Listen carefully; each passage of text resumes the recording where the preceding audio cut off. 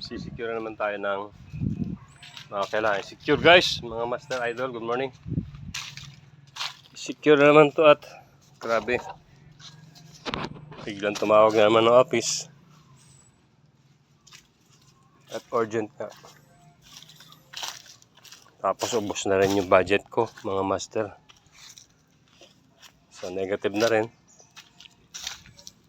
kaya kailangan i-secure to para kung tagbagyuhan na naman at tagulan, safe siya. Yan, ito yung sa port side. Yan, yung mga tabon yan ilalagay ko dito kabilaan. Tatabi ko dito, tapos ibang mga kahoy ilalagay ko dito sa loob. Yan, gaano ba kalaki, mga master, yung loob nito. Papakita ko sa inyo kung gaano kalaki yung ginawa kong trimaran sailboat na bangka. Ito ginawa ko rin kanina. Ayan, nilagyan ko ng solignum para iwas anay. Ayan, so ang haba nito is almost 10 meters, mga 9.5. Yan, pagkasama ng timon, so nasa 10 meters na. Gaano kataas. Ayan, oh. Diba? So ang taas po niya nasa 32. Pupunta sa ilalim, 32 inches. Ang haba is 31 feet. Dapat nito is nasa 32 rin. 32. Dapat sa ilalim ay nasa 26. Kasama na yung palikpik na nasa almost 2 inches. So dito yung makina. So ito yung Diger board. So dito, mga master, dito yung watertight. Yan, sarado lahat yan. So ibig sabihin nakapartition yan sa tatlo. Ito yung huli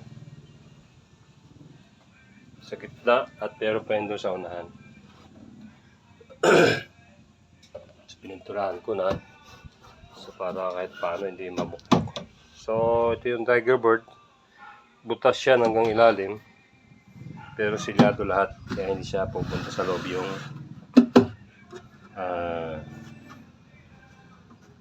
tubig. Tapos dito meron din ditong buhay-buhay. Yan, may butas na 4 dito.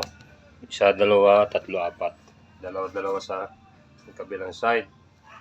Para pag may buhay na pain at may buhay mga talakitok or mga hulik or especially mga grouper, pwede kong ilagay dyan. So ito naman yung pag nagsisailing, Diger board na yan.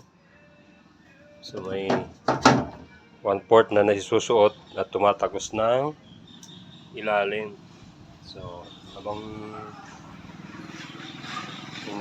tawag ito, pinapadpad ng hangin, halimbawa galing doon ng hangin, tapos nagsisailing tayo, hindi tayo papadpa rin papunta ron, kundi diretso pa rin kasi dahil dito. So ito, pag mababaw, tinataas lang. Pag malalim, pwede mo ilagay yung pinakatimon sa loob ng mga almost 1 meter ang lubog mula sa line na yan, sa pinakailalim ng keel. So dito talaga yung mga master. Dito naman yung timon. Yan, o. Diyan. Yan, may ilisi din. Tapos dito sirado din to. So halos walang papasukan ng dagat yung loob nito kasi silyado nga. Ganon din sa unahan. Tapos dito kabertada to, ha. Ito yung lilitaw dito, ganyan. Pagkatapos ito yung pinaka bodega niya, nasarado din, mga master. Sinasara din niya, may hinges. Ibig sabihin may hinges pala, bisagra. So, sabihin, watertight yan. Ganun din sa unahan. Doon sa lugar na yan. Yan. Puntahan natin doon. Yan. Mga matibay yung mga master. Doon. Yan. Yan na, may mga tagusan. So dito rin malapit yung layag. Yung plug pole lang, ay plug pole. Pinaka Tapos dito may din yung partition na watertight. Ito yung una. So nalagyan ko na ng imbornal para lalo na pag nasa biyahe sa sailing, so dapat ito sarado kasi may partition din dito, watertight. So yan nakabukas. Yan sa unahan. So yan.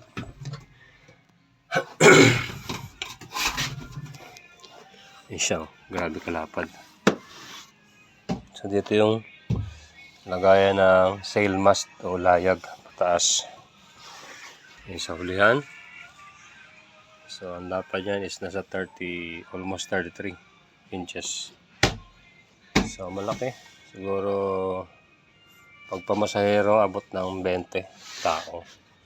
Pag sa jigging abot ng 6, 7 hanggang 8, pero mas mostly siya, match sa 6. Kasi isa doon sa huli, isa dito sa unahan, tapos port starboard ng outrigger ng tarik ay ng katig sa unahan tsaka huli, isa tig-isa, bali 4 na. So, meron pa si starboard, isa dito nagji-jigging, isa din doon sa hulihan. So kung bait and weight, mas marami makakarga, pero pag sa jigging, lalo deep jigging, so recommended ay 6 na tao. Ang lapad dito mga master ng tarik niya, which is yun is nasa 7 meters.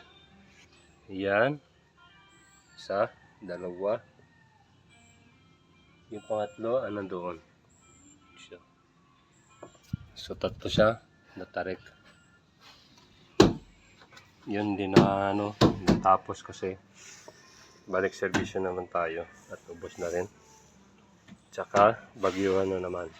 So mostly natapos na to for sure next year. So yan. So yan, pinipirahan ko yung mga Tapos yung mga ibang kahoy dyan mga master, sisikir ko na dito sa loob. Sarado ko to, tapos to ibababa ko. So talagang tabon na tabon siya yung nito, yung bangka na to. So kahit tagbagyo okay lang. So nakikabit na nakabit na siya. Ganon din sa huli, kabit na yun doon. Ito lang hindi pa. Yan siya